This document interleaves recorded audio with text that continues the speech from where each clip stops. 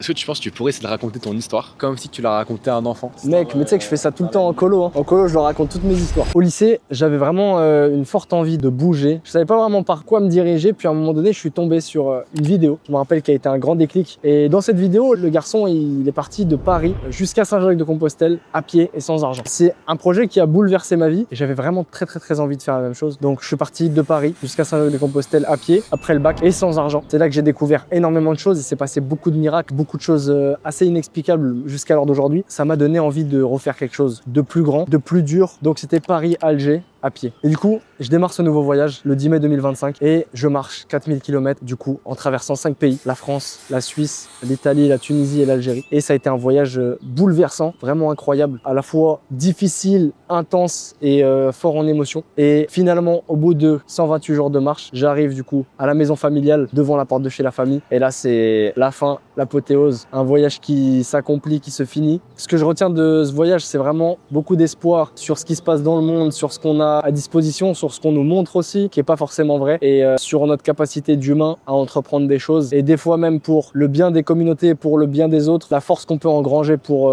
quelque chose de plus grand que nous, ça peut être colossal.